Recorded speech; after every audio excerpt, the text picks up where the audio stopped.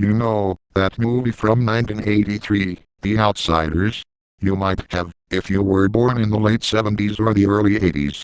Or you might have read the book, although it is banned from some schools.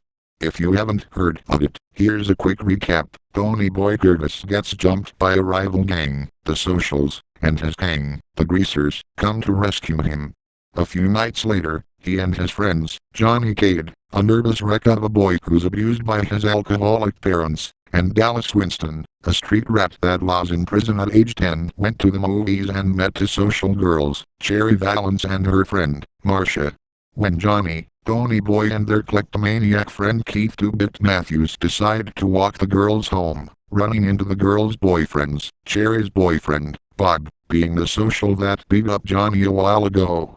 Johnny and Tony Boy fall asleep in the lot. Tony Boy comes home at 2 in the morning and his older brother Derry gets really mad, and ends up hitting Tony Boy. Tony Boy then ran with Johnny to the park to cool off for a bit, then he was going to go back home. But some trouble with the Socials came up and Johnny ended up stabbing one of them to prevent Tony Boy from drowning. Tony Boy and Johnny run away and hide in an abandoned church, until Gally comes to get them. When they return to the church, it is on fire, and there are children inside the burning building. Tony Boy and Johnny go in to save the kids, the building collapsing on top of Johnny, us burning him and breaking his back, and Dallas hurt his arm trying to put a fire out. They are taken to the hospital and Tony Boy goes home. The next day, the Greasers and Socials have a rumble, or street fight, and the Greasers win. Dallas and Tony Boy went to tell Johnny, and as he died, he told Tony Boy to stay gold. Dallas freaks out and loses his mind, robbing a drugstore and eventually getting shot down by the police. Now that that's out of the way, you may want to hear my story now. Well, recently I got a copy of The Outsiders for really cheap at Walmart, for about $4. It looked sort of banged up, but that's something I guess you should expect from Walmart. I paid for it, and when I did, the checkout lady looked at me weird, as if I had done something she wouldn't do.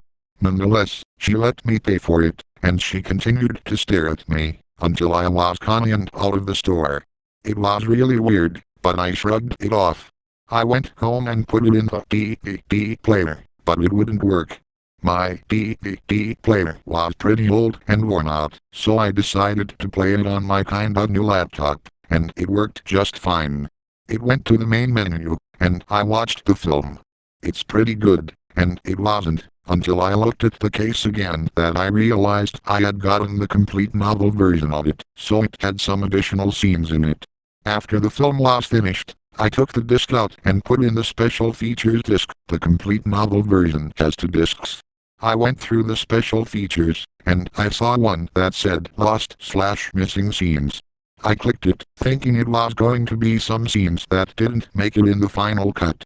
Boy was I wrong. Well, I was kinda right, but it was the most horrifying thing I've ever seen. The first scene was titled Abused. I figured it might have had something to do with Johnny's parents. The scene opened up to a black screen. I waited for a few minutes, then I heard someone yell out in pain. Then the scene turned to Johnny in fetal position, sobbing into his knees. I've always felt bad for Johnny, and seeing him sob made me feel terrible. Johnny just continued sobbing, for about 5 minutes, and it started getting weird. It didn't sound like he was acting, it felt like the actor was actually sobbing out of pain and sadness. Eventually he looked up from his knees, and what I saw was heart-wrenching. His face was covered in bruises and cuts, some cuts still bleeding a little. His eyes were red from crying, and he had a little snot mixed with blood running from his nose.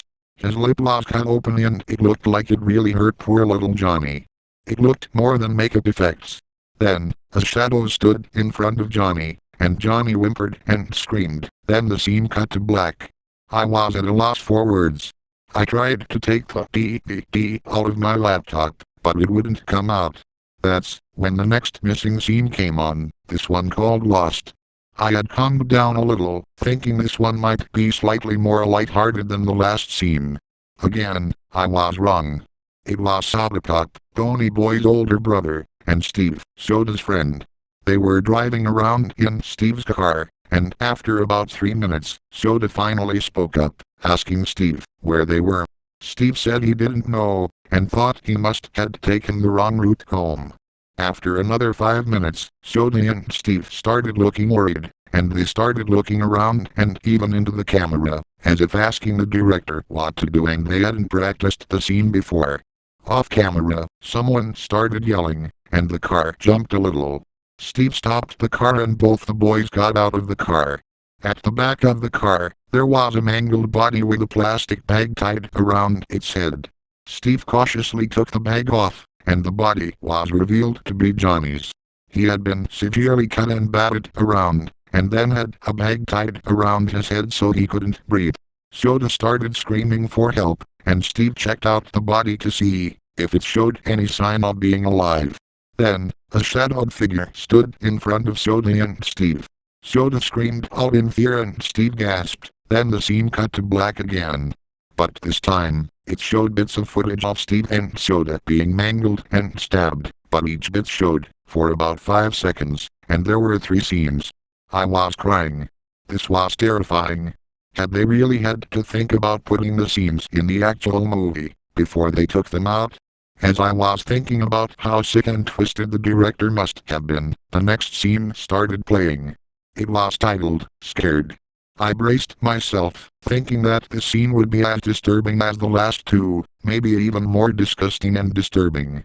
It was Tony Boy and Gary at home, in the kitchen, sitting at the table. They were arguing over something about Tony Boy getting a bad grade in a test. Tony Boy stood up from the table and started screaming at Gary, Gary screaming back. After 2 minutes of screaming at each other, Gary got up and went to his bedroom, returning with a shotgun. Tony Boy eyed the gun, then eyed Gary. He whimpered and started trembling, backing away slowly.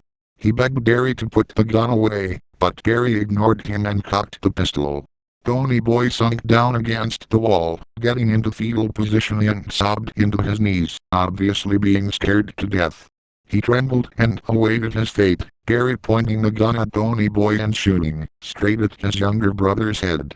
Tony Boy leaned up against the wall, moaning a little and finally falling silent. 2-Bit and Dallas came in, worried, since they heard the gunshot. When they saw Gary with the gun in his hand, 2-Bit screamed and Dallas gasped, both of them backing up. Gary told them that they'd seen too much, pointed the gun at them and shot them both. It took a few bullets to get them both down, and he threw them up against the wall, next to his dead baby brother. Then, he left for a moment and returned, throwing Soda, Steve and Johnny up against the wall as well, standing in front of them, casting a shadow in front of the dead bodies. Gary stared at the 6 dead boys, the oldest being 18 and the youngest being 14. Gary stared at them for a good 5 minutes, then he cocked the pistol, put it in his mouth and pulled the trigger, falling backwards. The screen faded to black. I finally got the DVD out and broke it into pieces, throwing it into the garbage can. What I have witnessed was the most disturbing thing I've ever witnessed in my life. I've had nightmares about it for weeks, and they are not getting better. I decided to look it up in the internet, but nothing came up.